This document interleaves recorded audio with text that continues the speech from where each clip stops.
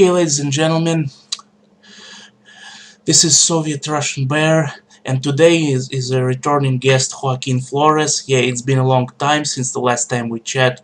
So, Joaquin, the subject of today's conversation is the alt-right, and the alt-right and the SJWs. And so, Joaquin, what actually spawned the alt-right? I mean, to me, at first glance, they seem like people are reacting to the SJW nonsense, to this insanity. So what can you say? Yeah, I mean, it's obviously a very big subject. People already know the origins of the term and the phrase and where it comes from, so we don't have to get into that. But that's really separate thing from some of the, you have to separate the origins of it from what it looks and smells and feels like to people today, right? So these are like different subjects. I think that when you look at the history, the short history of it, it's obviously, you have Obama in the United States. He became president in an election that was the first one which used YouTube. Okay, and at that time YouTube was smaller. Okay, skipping forward 8 years to the last election cycle, YouTube had grown exponentially. So before, there were a lot of amateur, very amateur look and feeling vlogger channels, much more intimate, and there was much less of these more professionally produced channels, and now we have a lot of fairly well produced homemade documentaries. Even people have home studios, and lots of other organizations that are not home, that actually have offices, have decided to have a YouTube division to create content for YouTube, right? So it's far beyond just your at-home users engaged in some public conversation, right? So what I'm trying to connect here is that it begins as an internet phenomenon, and some of the elements, develop out of parts of the internet, Reddit, 4chan, of course. A lot of it was not serious, and you have a lot of it just being memes that refer to what looks like a pertinent point, but upon closer inspection, sometimes the point stands, sometimes it falls. But this is where you see the rise of memetics in political discourse that didn't exist, say, in 2007 when Obama was running, right? Okay, so a lot of it is also a reaction to how the Obama administration was criticized for a lot of reasons, some justified and some unjustified. So in terms of looking at the origins of where the followers come from, comes from a whole bunch of different cross sections. You have in the world people connected to the internet now, and you have people who are not Americans, like yourself, who now can access the sort of inner workings of these debates. So you're no longer confined to reading even alternate news websites. You can actually follow different bloggers on YouTube, and you can follow people on Twitter, Facebook, and social networking, social media, and you can actually see what activists are saying themselves, and you can directly interact with them. So this has actually led to the present situation where actually people are following politics on a very deep level from another country, and sometimes people but they're interpreting it from the lens of their own society, because you have to, through the lens of their own experiences. So it leads to a lot of funny formulations. It leads in a lot of funny directions. You have, people in a small village in Spain, getting all excited about Trump, and getting into the deep, and having some combination of incorrect and correct understanding of the American political system and its history, its economic foundations, and so forth. And that's kind of where a lot of it comes from. This is really separate from what had been developing as the online, far right, and the online internet far right. And I don't say the word online or internet in any way in a dismissive way. This is purely descriptive. In fact, as I've said in other interviews before with other people, that we actually live in a time when this level of engagement in some ways surpasses real world, so-called real world engagement. So in other words, the virtual reality, so to speak, has surpassed the actual reality. But while it has a lot of a grassroots, feel to it, and generally is a grassroots movement from online. It has the word right in it. Yeah. Okay, so my sense of that is that it's pulling people back into this left and right paradigm. So if you can visualize, you have a society shaped like this. You've got the 1% on the top, and then you've got, your military industrial complex, whatever, and you've got your political class. So you've got the bankers on top, and then below you've got the political class, the military, various institutions. Then you've got the professional lobbyists and the political part of the middle class that's connected to the system. And then you have a really decreasing middle class. In fact, I would argue that actually it makes a diamond shape. But where you end up is when you see the discourse in terms of left and right, well, you haven't really made any division except between two factions of a society, but you haven't really made any class distinctions between the have-nots and the haves. So we know that historically the left was the term that was used to describe the have-nots, the political movement of the have-nots. And for right or for wrong, for whether people understand that correctly, different people have different historical assessments of the French Revolution, but that's where the term left, that's where the concept left and right wing come from. Okay, so but what has happened over time is that the word left has increasingly become associated with the dominant ideology of the United States. And that's where you get people talking about cultural Marxism and stuff like that, social justice warriors and stuff like that. And there's truth to that, but it's always but there are no statements which are wholly true, and no statements can be wholly true to describe something which has many different levels and layers to it, because those are also truths.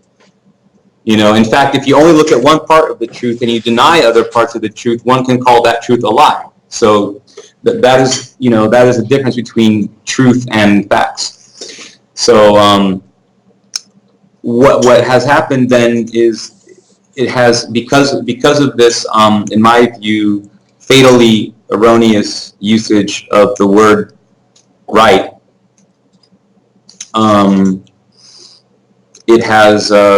it's going to continue to feed the same game. So it's the left. It's like sports. It's completely irrational. It's like you have ultras, on both sides, and you have your liberal ultras and you have your conservative ultras. And even though we understand that the alt-right in some ways takes from its opposition to neoconservatism, on the other hand, which is an interesting development. I mean, it's fine and good, I suppose, on that level. I mean, certainly neoconservatism is problematic as anything else, right? So in that sense, it was attempting to resurrect some conservatism. But conservatism and the right, whether you're talking about left or right, these are all concepts that come out of the French Revolution. So the left wing is not the only thing that comes out of the French Revolution. The right wing is too, right? There wasn't these divisions, right, until then. So conservatism is not there. There are so many different words that people use to describe the same thing, and then there are different things. There are there are different things in which people use different words, the same word to describe different things. So you have very difficult to track this if you're not on top of it. Yeah. So also speaking about memes, what's up with this meme Pepe the Frog? I mean, I've seen the old using the it's became already overused this Pepe meme, Pepe the Frog. Yes, I mean this was a very funny thing. This was a hilarious thing. I love the Pepe the Frog meme. It was just so funny. Um, but I do think that this is an inverse SJW. I mean, it was effective, but it's effective because it's connecting to people on a very base level, and which has some negative implications, of course, about what's possible in society in terms of making real change. Um, but it's not very different from any of the assorted left wing memes. The problem is that a meme is sometimes used as a response to an argument, which is a shortcut to an argument, and it's actually just more like a mood. It's more like giving somebody the finger or something. So in terms of conversation, it can of course provoke a conversation about the meaning of the meme, but in terms of interactions with people, in terms of a debate, memes are destructive to conversations, right? Yeah. So but yeah, the whole history of there's some very funny things, of course, that people, and we're talking about this months after this was talked about, so I don't know how interesting this is to your listeners and watchers, but and they all know, I think, where that comes from. A lot of stuff was made up about it just to be funny, like the occult metaphysics of Keck and all this stuff, but it was. Or remember the kid who was talking about Trump is the one to complete the circle of German idealism and all this. The kid in Times Square or wherever that was, the protest, the fat kid. Trump is going to complete this. Trump is here. So that was very, very funny stuff. Yeah, and all these countless Hitler comparisons. They comparing Trump to Hitler, saying Trump is literally Hitler, even though Trump is literally Donald Trump and Hitler is Hitler. Yeah, literally. Yeah, so it was a misuse. So yeah, so right. So the SJWs have this tendency to misuse the word literally, which they because they consider they think it's like literature, and literature is like analogy. So it's literally means. As it's a analogy, but actually literally means actually the thing, right? So, but it's interesting because the meme is introduced as a way also because it's symbolic, and so memetics are very powerful, and we saw that. So yeah. But it's not fundamentally different from anything that the social justice warriors on the left have been doing for a long time. I mean, there's an older expression called thought terminating one-liners, or conversation killers, and I consider a lot of the medics to be conversation killers. But they're very funny too. And among people who agree with the point, it helps, but it doesn't actually help with people who don't agree with your point. So I don't think that they win people over. I don't think that they help an argument. They just, but the whole concept of what Pepe represents is more the absurdity of the entire process. And I think that transcends left and right. I mean, this is a popular feeling that the whole system is just a charade. I mean,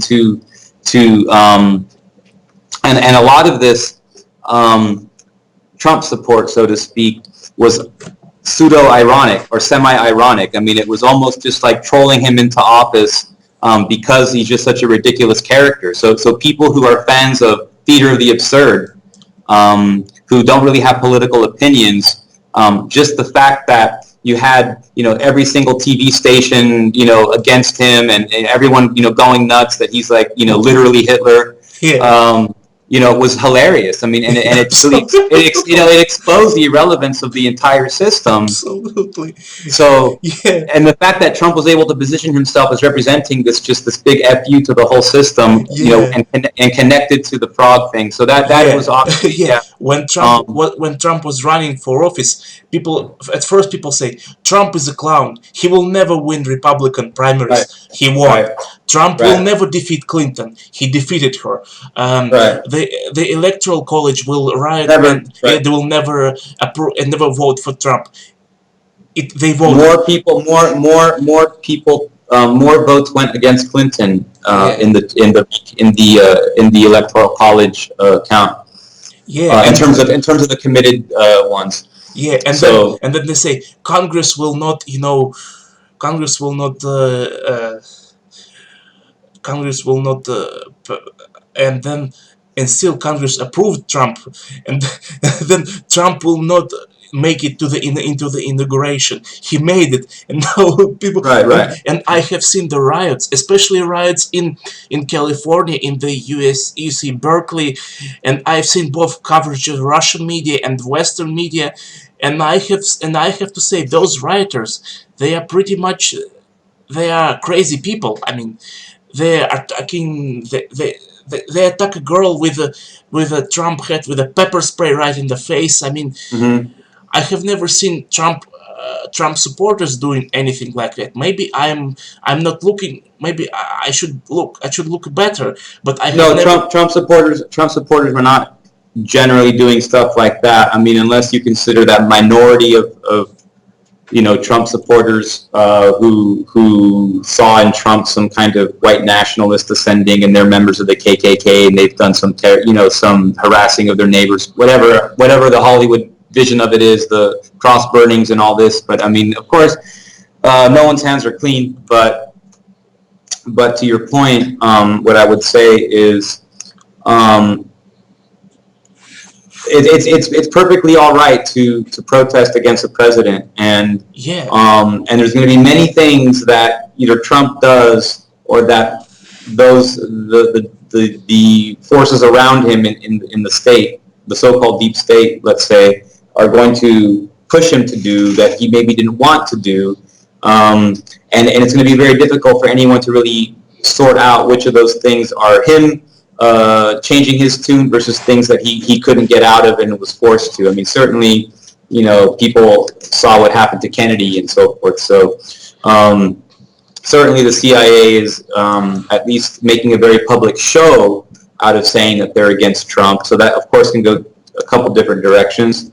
But, I think in terms of the reason that you see this violence from the social justice warriors is this. And I want to preface this by saying that I also don't necessarily agree that it's productive to essentialize the violence of anti-Trump protesters, because we're living in a society that's very violent.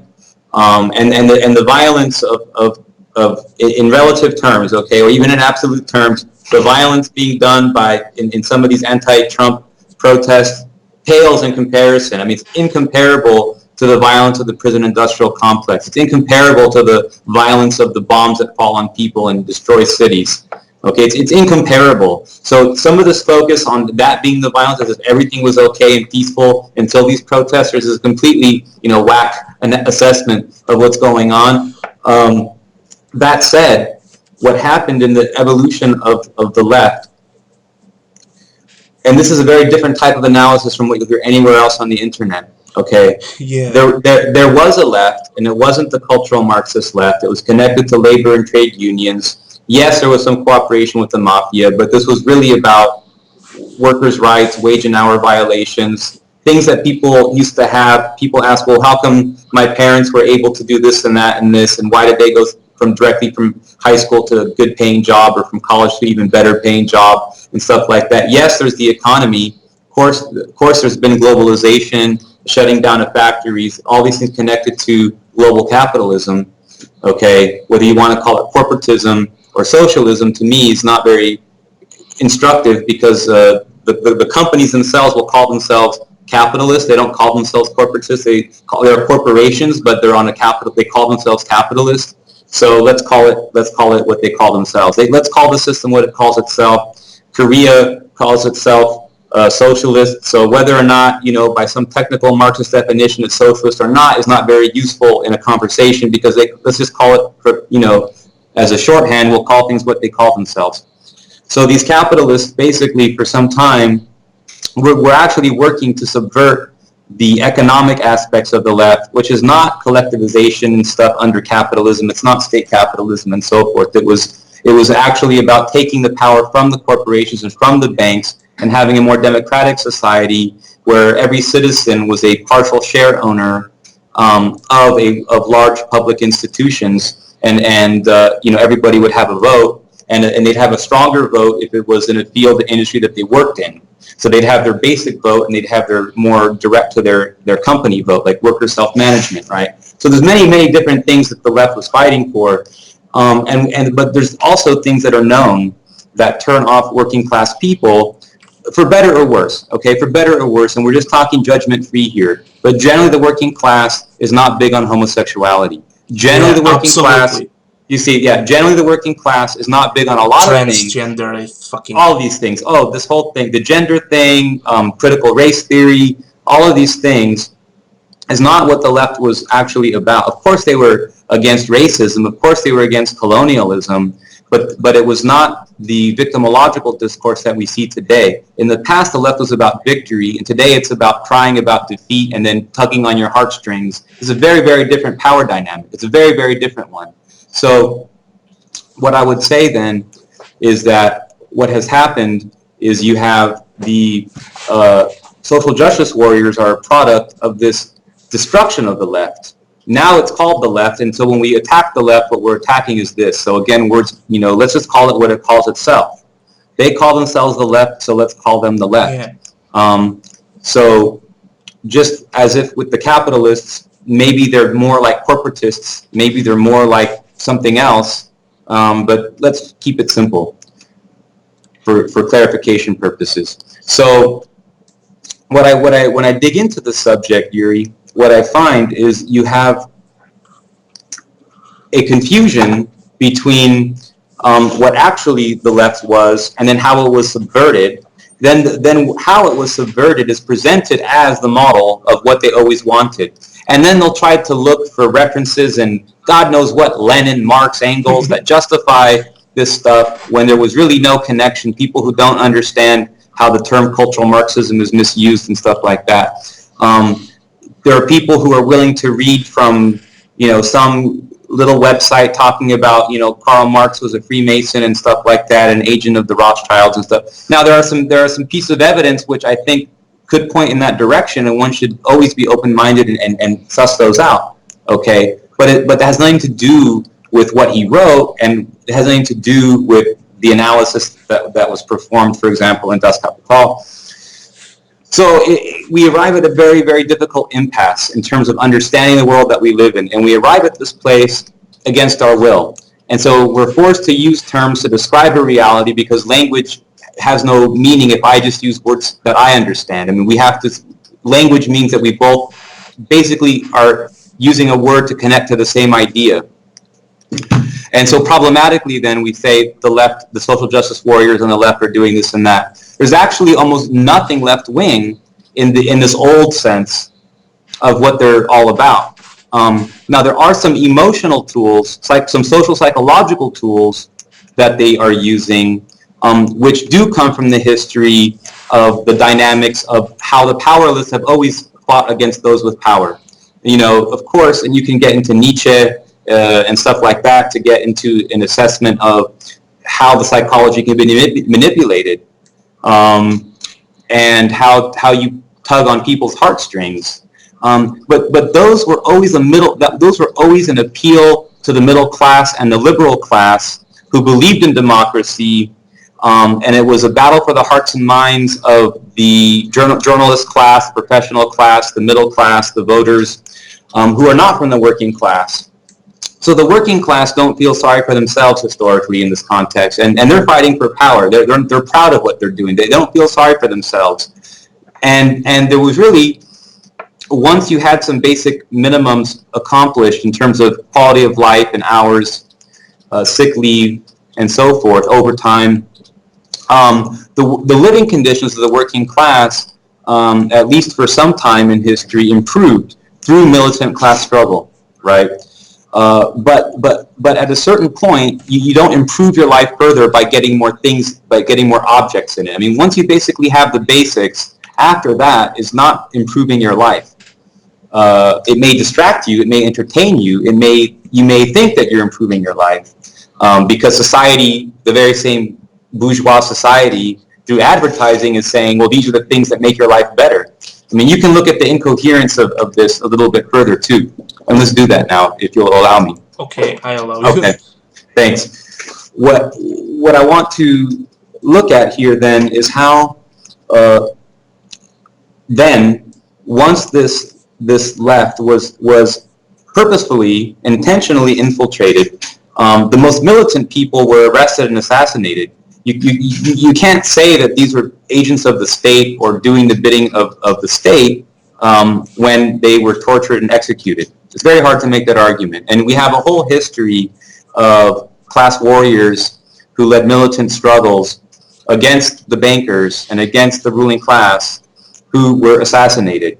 These were not social justice warriors in the sense that we speak of today. They were just warriors. So I think what has happened then is requires some meditation. So let's do that.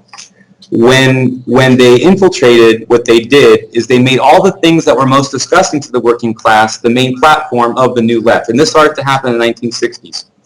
Okay. And it developed, and they in understanding, trying to understand why different social movements against capitalism had failed, they started to revise some ideas introduced by Gramsci. And so we talked about this last time, so I don't want to rehash it. So I would actually recommend that folks look at our last talk on that subject, where we actually got into the history of why cultural Marxism is a misnomer.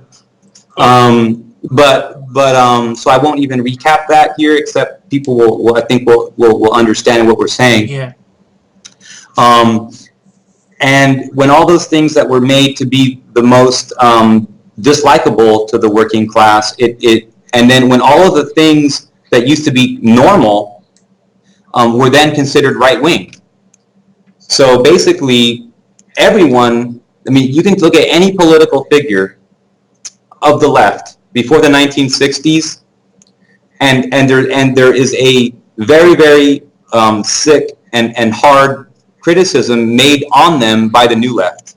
Why? Oh, because he had a wife and his wife had 3 kids and his wife stayed at home, so he was a patriarch or something like that, or an oppressor.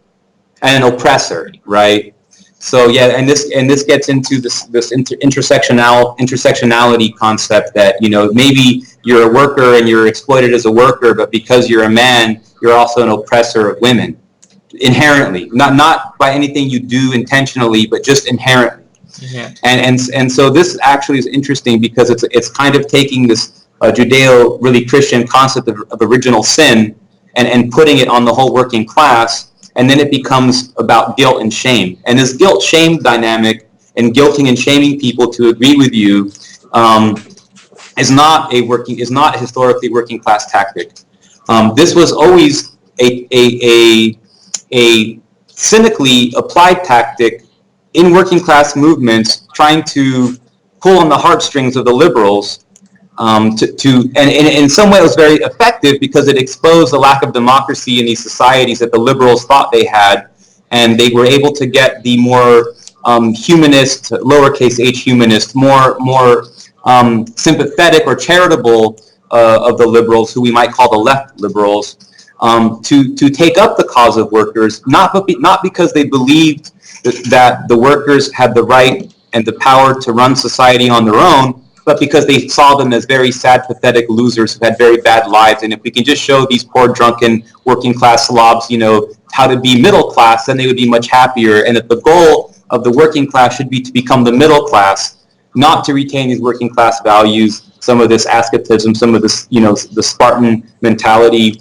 and that rather the working class should aspire to, a two-car garage and a, three-bedroom house and suburbia. And this is the history of what happened in America. This was not something that social justice warriors did. This was something that the ruling class did to subvert the movement against capitalism, which is based in a number of things, but in the modern and postmodern sense, it's very much consumerism and the spectacle. So the alt-right then, insofar as you're talking about a grassroots movements and no longer talking about the internet so much. Of course, these ideas are going to be on the internet, but now we're just talking about people in society. Once you have told people that what they see is normal is right wing, well, then they're going to internalize that and say, well, I'm right wing, conservative, But really, these words aren't very meaningful once you start to define them. But I think that's where it really comes from, because once you deprive people of a language of their own, then they're going to make the language that they're told, or once they're told that that's who they are, they're going to accept that agreement about their identity. So that's where you really get this from. And also, you had, because of the internet and because of this revolution in communication, you had a situation where people who saw themselves as conservative or Republicans, let's say in America, we're talking about America, right? For these reasons,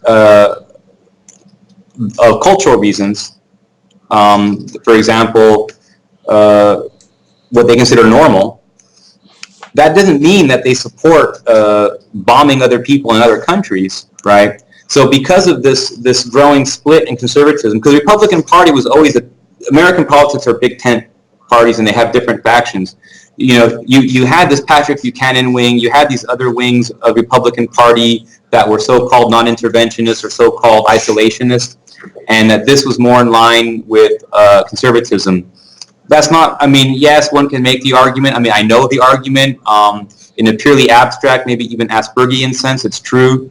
But in reality, if you look at the history of American presidents, conservatives and liberals have both made big wars. And conservatives and liberals have both robbed the working class. So trying to untangle that is not always easy. And people are using words interchangeably, which they shouldn't. Social justice warriors and cultural Marxism and all these are not necessarily interchangeable, even though social justice warriors may be believers in cultural Marxism.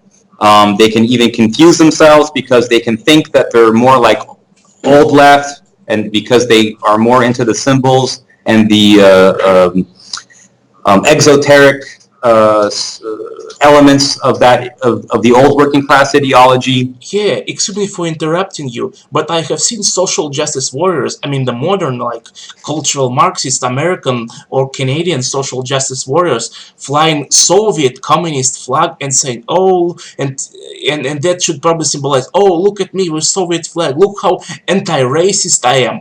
But little do they know that Soviet communists in the Soviet Union, communist society in the Soviet Union, especially under the times of Stalin and after Stalin, was way more to the right and way more socially conservative and socially traditionalists than those, liberal 62 genders, check your pleasure. Yes, I understand what you're saying, and I agree with the underlying concept, but they're not more to the right. They're just more normal. That's my whole point, is that this idea that normal is right wing. Yeah. See, normal is not my opinion. This is a sociological question. Okay, you have normal and you have deviance. These are sociological categories, and the behavior of the majority is the norm. That's an objective criteria. Okay, so it's not more to the right. It's only because of the so-called cultural Marxists who don't come from another country in terms of in the contemporary sense. These are all tools that the American ruling class uses. Okay, this is their system. This is not the opposition system. The whole American myth is that there's some contest going on, and that despite that America's imperfect, there's a struggle to make things better, and so long as there's a struggle to make things better, you have democracy. Not that you're achieving those things to make things better, but just that you have a movement for it. And so therefore, these very same people can oppose the American system, but then think that other countries would be better off if they adopted American values. So it's very, so people aren't really getting their categories right. They're not more. I mean, it's not socially conservative, right? It's socially functional. And is it conserving something? Well, yes, in the lowercase c, in the abstract, it's conserving something. But people historically, but in the literal sense, liberal also, you're talking about being open-minded and things like that. I mean, okay, people were simultaneously liberal and conservative at the same time historically. So I don't think it's a useful category. I do agree though with your underlying point, and I think that's really the key here. When we look at the American system, unfortunately, instead of trying to push beyond these left and right categories, that's how you're going to connect to the base. The people pushing the alt-right, especially when they don't live in the United States and they don't really know, they're going to get it very wrong. And even people in the United States are going to get it wrong. When you look at a map of the United States, you look at the voting distribution, and of course, I am conflating liberal, conservative, and Democrat and Republican. I am, yes, but we're trying to simplify these categories. When you look at these maps, there are tons of white, Christian, middle class and working class, Americans who are normal, who are Democrats. It's not that Republicans represent the white working class and Democrats represent the transgender queers on Castro District in San Francisco or something. I mean, the United States has over 300 million people, 50 states, and in every single state that Trump won, at least some percentage, not maybe every single state, but in most of the states that Trump won, almost 46 or 44% of the people also voted for Clinton. Okay, so no one has this monopoly on who's the real Americans or what's the real working class and all of that. So and also keep in mind that political institutions are very connected to lobbyists and interest groups and for a long time, organized labor has been tied to the Democratic Party and it's to its hindrance, to its deficit. But there's nothing in organized labor, right, which benefits at all from transgenderism, and this idea that you're gonna that the imaginary needs and the imaginary slights against what amounts to 0.01% of the population should become the dominant narrative, which we're all subordinate to, is entirely undemocratic. I mean, of course, in a democracy, and I'm critical of democracy, but even in democratic theory, of course, it's the will of the majority while respecting the rights of the minority. Okay, yeah. But they flipped it. They flipped it to be the will of this tiny minority. And the thing is that even there, it's not exactly right, because the majority of transgender people are not necessarily political people. They're just going about their life doing what they're doing. It's interest groups. It's people who claim that they represent groups. And that's movement politics. If you have a movement, there's no accountability. There's no leaders that you can say, well, when this person speaks, they represent all these people that they claim. Just because you get a transgender activist who says, we want this and we want that, I mean, that's one person. As far as I'm concerned, nobody elected them. So, the whole issue of representational movements has happened in the United States, and it's taken people away from understanding political parties and accountability and real political processes. Yeah, and I agree with you with the whole the definition of the terms liberal and conservative, it's different in any country. Like say in the US it's one thing, in Russia, let's say, if I say it like roughly general, I'm sorry, but I'm still roughly generalizing, like in Russia every person who is pro-US and pro-Atlanticist powers, he gets to be called a liberal. But anyone who is a traditionalist and who is like pro-patriotic, pro-Eurasianist, he gets to be called a conservative. You see, Right. you see, Right. that's I see the that. That's the issue. yeah, That's the problem. yeah. And Dugin himself calls himself a traditionalist and Eurasianist.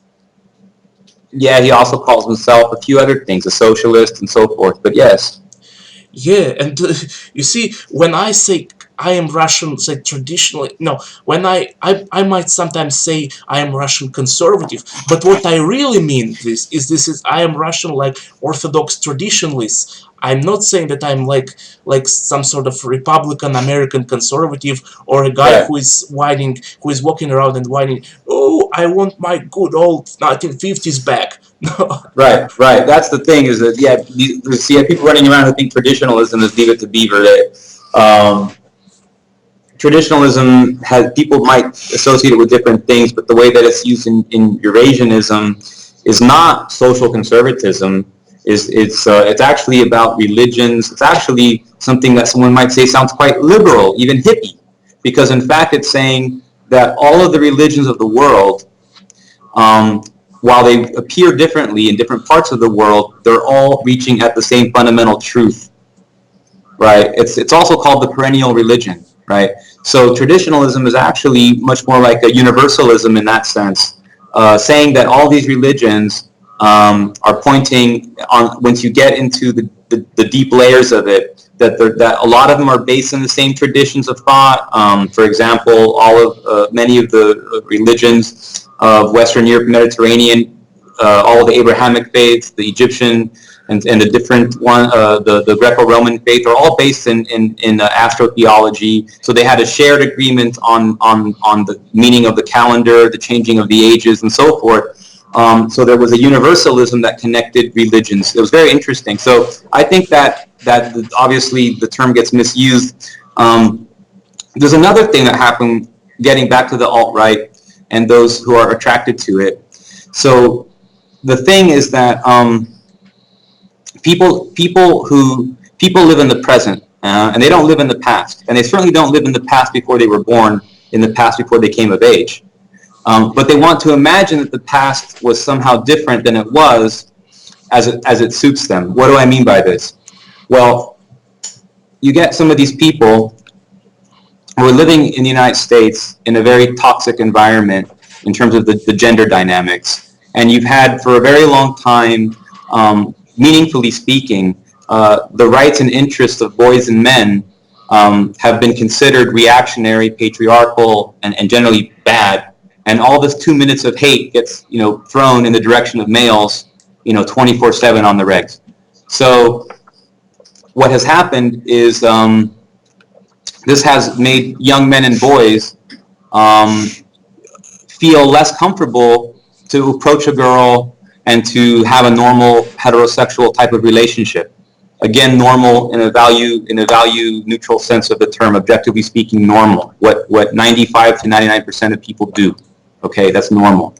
And what has happened is they are blaming their lack of success on a number of factors which are true, but others that are not.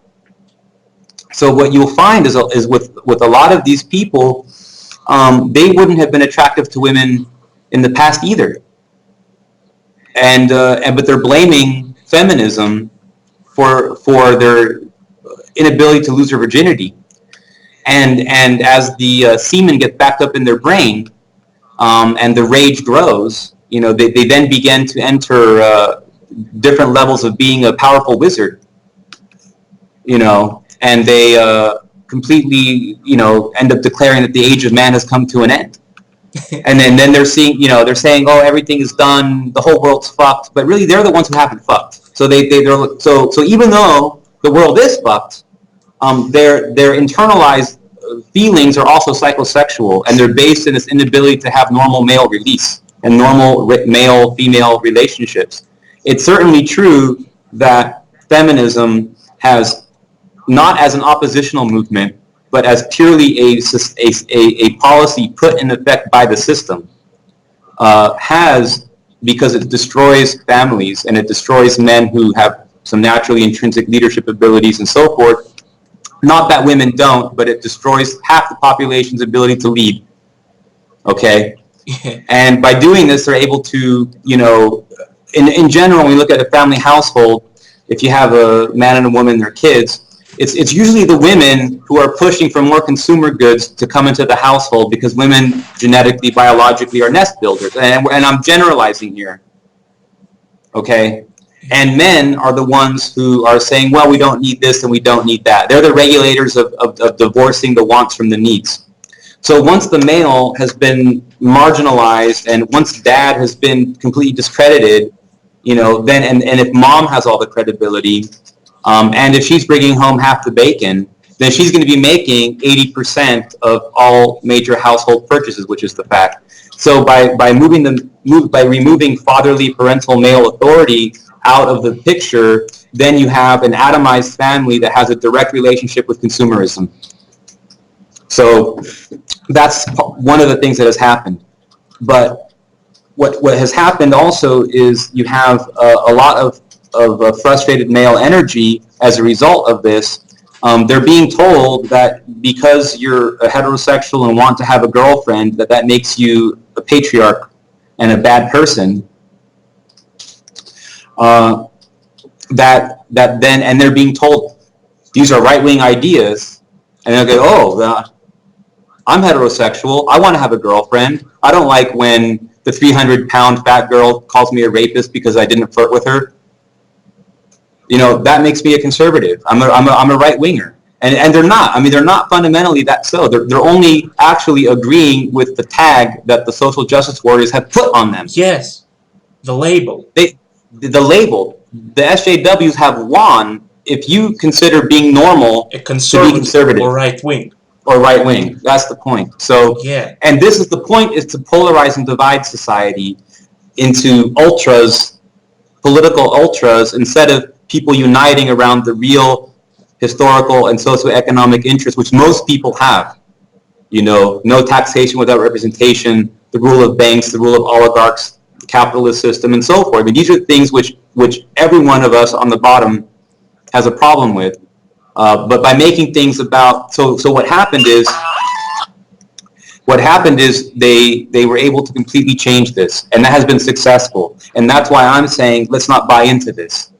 Yeah, okay, Joaquin, but the thing is that I actually myself don't consider myself like right wing, and all of the political tests I've ever run have shown my views as more on the left, especially the tests like the political compass. I'm more on the left in the socialist camp. That's what my views and my tests show. Right. But also, I think the last question, and I think now we can wrap this up. When we're talking about the alt-right, and I think I can't ask you, if I can't ask you if you can talk about it, then fine, but I want to ask you, what is your take, what is your position on Milo Yiannopoulos? This was a one-trick pony, and his 15 minutes have come to an end. And when you base your entire shtick on shock value, what happens is that with each shocking thing you say, for that time being, then the public becomes anesthetized or immunized to that level of shock, and then you have to escalate to the next level of shock. In other words, if he says things he said a year ago are now boring, so he has to, in order to catch the next headline, to make the next sensation, which is a whole gimmick. This whole gimmick was based on this. Okay, then he ran out of that next level, and then he had to jump the shark. I don't know if that expression. There was a show called Happy Days, and they couldn't remember how to keep the show interesting. So on one episode they had the Fonzie, on a jet ski or something, and he jumps over the shark, and it was because the show had such bad ratings. But so they have to keep upping it, and they jump the shark, and leads to a horrible reaction in the end. He really had nothing to say. There was nothing of any real content. He didn't have any message. It was just these little tiny, how to point out these tiny little contradictions and hypocrisies, but very small, disconnected ones. And some of his points were quite apt. Some of his points were actually true, okay? But so what? I mean, you can say a true thing, like what time is it, but devoid of any context, it becomes meaningless. And so I think increasingly his message became meaningless as it became revealed that he was just picking on these little contradictions and points of humor, So now, in fairness, I consider him a comedian and should not be taken seriously. And I think all of his interviews were performances and should be seen as such. And I really don't like this thing that he's being, as a point of fact, for example, in Serbia, the age of consent is 15. Okay, so if I say in Serbia that 16-year-old girl is, quite ready to go, okay, I'm not a pedophile. And so there's a difference between underage, which is a legal construct, and pre-adolescence, which is a biological construct.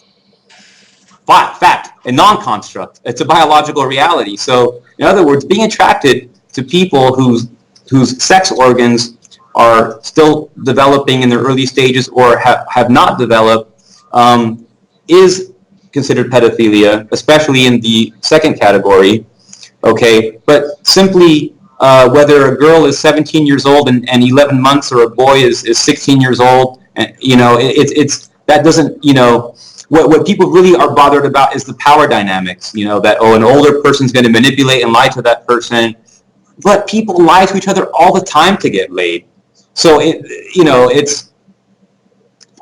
look, you can't really do very right getting too deep into the Milo subject, but I do think it's beaten to death. But certainly, I don't think we're going to see much more of him, I hope, unless he can think of something more outrageous to say, or if he tries to become very serious and respectable, and then kind of become a normal talking head who represents gay Republicans. And the gay Republican thing's been around since the 80s and 90s. The gay Republican thing is not a new or shocking thing. That's the thing also. Gay Republicans have been around most of my adult life. So that's nothing new or interesting. I don't... Now, in terms of the social justice warriors trying to shut down his speaking engagements and so forth, absolutely disgusting and absolutely, these are people who, and it even shouldn't even be considered the left. I mean, I have no interest in what people even at this point are calling themselves because it's so disconnected from anything. These are just weirdos. They're not liberals. They're not communists. I don't care what they call themselves. They're just psychos. They're just psychos, and they're just kids, and they're just having fun. And if you can throw it about anything. You can throw a bonfire on the beach, and have the same type of energy. This is purely on a deeper level of human reality. I think it's great when after a big sporting event and people run around and throwing beer cans around and stuff. I mean, this is the same level of stuff, but because they're university students, they have to intellectualize their fun. Why? Because fun has been outlawed. So these are the ways that kids can have fun. When you have a campus that becomes basically reverting to these 1930s ideas that boys and girls should be separated, and the boys shouldn't look at the girls, and the girls need to have all these safe spaces. This is the old thinking. This is not progressive. This is not modern. This is how it was, in the 50s. And it was women who said, we don't want to have these safe spaces. We want to, and I'm going to quote Camille Paglia, who's a real feminist in the good sense, that they were fighting for the right to have the jeopardy of being raped. They were fighting for the right to be in the position where they, in fact, could encounter the danger of the real world, to not be protected by the school teacher, the professors, and the staff, and all the police and everything. But this is what they were fighting against. And once this whole vibe on campus, like, you can't drink, fraternity parties are outlawed, athletes are all rapists, so on and so forth. The only fun you can have is if it's under the heading of politics. Then you can shoot the firecrackers and smoke weed and drink and throw shit at people. This is just youth having fun. It has nothing to do with politics. But of course, they have to find a vehicle where they can express it, and the people, the powers that be, understand this very well. So they direct this hormonal, youthful, vague and nebulous, very very primordial energy, and they just put a political stamp on it, and then say, okay, this was a legitimate protest, and the target is a bad guy. Um, it was it really meaningful protests are important, but also keep in mind that protests have never ever led to meaningful social change. Protests have only been used in two ways. Either you have a real movement that can pose a threat to power because the people in it are connected to the means of production. In other words, if all the workers go on strike, they're going to shut this company down, and the bank's not going to get its loan payment back, and you're going to disrupt the economic order, okay, when workers go on strike. But a protest does nothing. I mean, what happens after a protest? You go home. I mean, how did that upset anybody? It didn't upset anybody.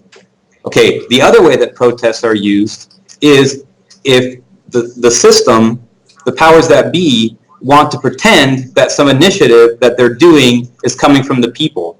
So then they'll get a protest to call for it. They'll act like there's some connection between protest and power, which there isn't. They'll act like there's some lever that people, by protesting, they pulled this lever, and then the elected representatives have to just fucking do the thing that the protesters say. There's no fucking connection there. Why would they do the things that the protesters say? There's no connection at all. It's just a way of justifying a reform or change in the law or the culture that they already had in mind, that they were already going to put into effect, but they had to whitewash it with it being some popular initiative. And just because you can find 10,000 people in a population of a city with 5 million people doesn't mean it's that popular. I'm sorry, it just doesn't. It's even on the level of the city, it's a fraction of the population. When shit hits the fan, you will know it. It's not going to be 10,000 or 100,000 people, and it may not be a protest. And I think people, in fact, are doing the real subversive stuff all the time in every little decision that they make. These protests are really, truly very meaningful, very meaningless, the way that they're being posed. Now, when you have a real social movement, the protest is not so much to build strength, but to show the level of support. Like, you might stage a march, you might stage a vigil, you might stage a protest, but the point of that wasn't to then from that protest make demands. The point was to show your political opponents, we are militant, we have support. This is basically like a dry run for the revolution, so to speak. But, short of that, they don't accomplish anything. The whole way that campus politics, in other words, universities, if you hold them up to their standards that they claim, should never be banning speakers who have credentials, who have been invited by that same institution to speak. And the students should never ever have the power, which they don't actually have the power, but we should never pretend that students have the power to shut these things down when in fact you just have some weaselly bureaucrats in the university who just don't want someone to speak. So then they tap on the students' organization, say, hey, this guy knows David Duke or something, and then you have a fake protest, But it's all astroturf. It is all astroturf. They're not spontaneous. There's tons of organizing, phone banking, phone calls, leafleting, flyering, confirming that you'll be there, planning meetings, coalitions. These are not just, instantaneous, public outbursts that represent, some popularly held belief. It's just, that's an illusion. That's the magic. Yeah. Okay, I think you're I think it's late and you're tired of so I think we should wrap this up now, okay? Yes, Yeah. great. Okay, so bye everyone. This has been Joaquin Flores. Yeah, it's great to have him again on my channel after such a long time. So yeah, bye everyone.